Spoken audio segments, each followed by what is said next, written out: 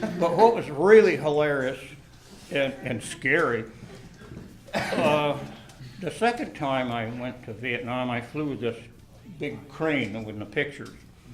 It heavy lift thing, and it's designed to lift 25,000 pounds and fly 40 nautical miles without having to refuel in standard atmospheric conditions.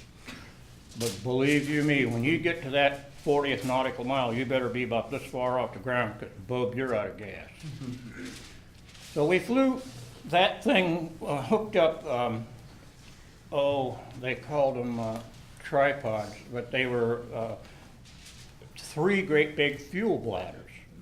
And a fuel bladder looks like a great big 8-foot wide and about an 8-foot tall tire. Looks like a great big tire. And on where the axle would go on each end is an inlet outlet for the hose that hooked up. You could pour in or you could take out, either way, you'd pump it out. And there was a big ring on there, and they'd rig it up where you'd pick up 3 of those with these nylon straps and ropes and I don't know what all. And they rigged them up where it was about an 18,000 pound load.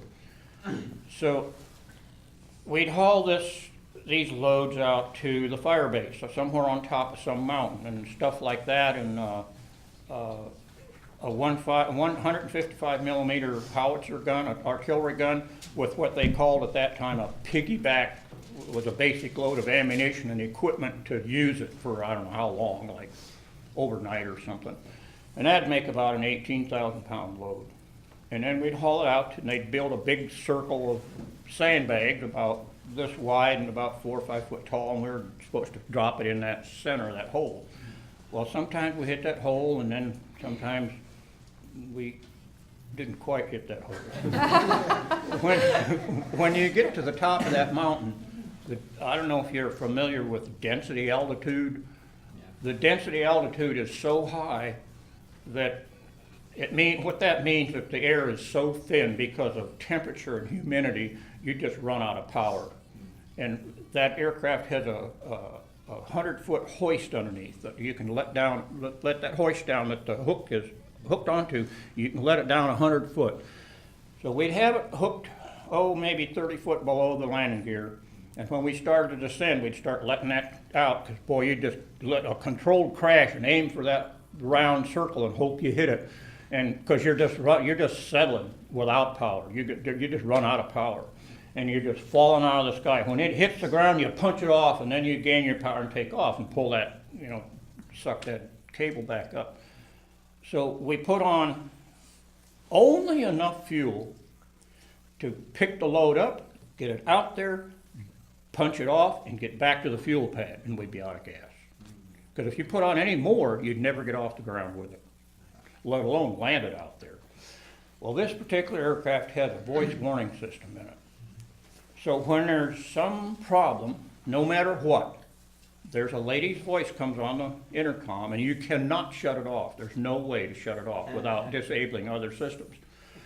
This lady's voice comes on there, and we had a constant fuel problem because they never put fuel in it.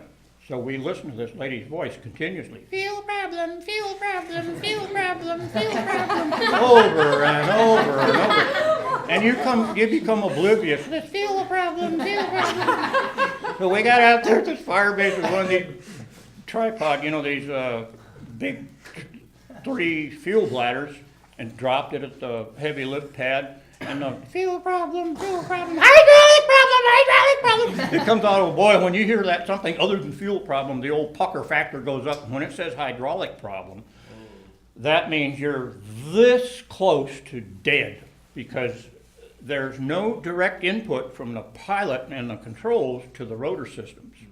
It's all electrical impulses to hydraulic cylinders. So when the hydraulics quit, you're just a rock riding on a rotor blade. It quits and the aircraft just falls out of the sky or disintegrates or drives into a mountain or whatever it decides to do. So the thing to do, it has a redundant system in it, so the other system takes over. But 90% of the time, the problem with the first system occurs in the second system within seconds. And you can only put on so many systems in an aircraft, and you run out of power to lift it all. So there's the one redundant system. So we're up on this fire base with this fuel bladders, and we're trying to find a place to land that thing, and there's nowhere big enough to plunk it in without, settling down into 100-foot trees.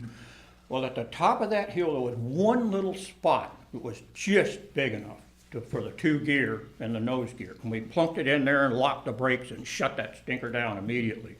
And had we not done that, it would have failed on us. Well, we got it all shut down. At that time, with cranes, that's why I volunteered to go back with flying those cranes, because there was a $3.5 million aircraft. Everywhere we went, we had a Cobra Escort and an F-4 on station overhead. So they knew if they fired at that thing, they were going to get that F-4 and that Cobra on their hind end real fast. And they probably were not going to survive. So we shut that thing down and figured out what was wrong. And it needed some O-rings, several O-rings, and probably a hydraulic pump on the one side. Well, the only way to get that is to go back to the cantonment area where we were stationed and get the parts, which entailed a technical inspector and an authorized mechanic and technically a test pilot. But in this situation, one of us pilots could act as a test pilot. So we got a ride back in a Chinook. You know what a Chinook is? The 2 main rotors, no tail rotor, 2 main rotors. And the back door ramp goes down. Well, we got in this Chinook, and the floor, is that aluminum stuff with those diamond-shaped bumps all over it. And then there were protruding through the floor were these rollers, like on a skateboard kind of.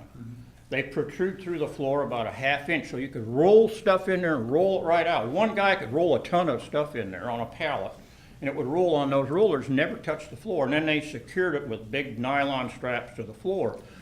Well, my gosh, we got in here, and here's this great big pallet in the center of the aircraft with a 2,000-pound water buffalo on that pallet, live, with fire in his eye, big horns, and out snorting steam, and I don't know what all.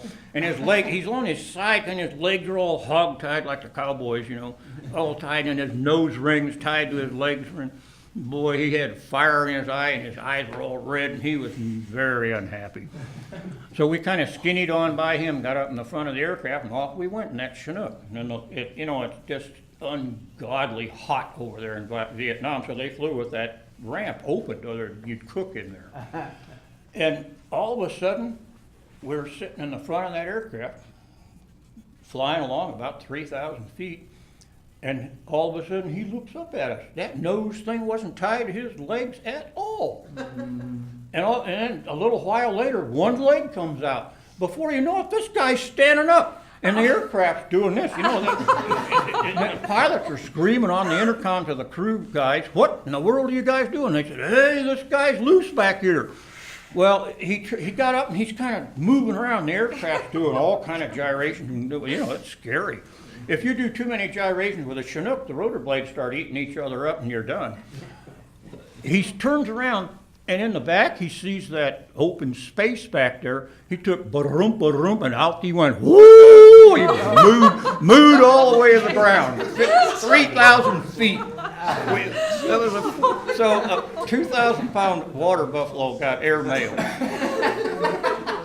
And they did some real close circles up there, and we were all over there looking out the side in the little round windows. And boy, when he hit the ground, he bounced kind of one time and then got real big. It was just flat. And that was the end of it. 2,000-pound water buffalo.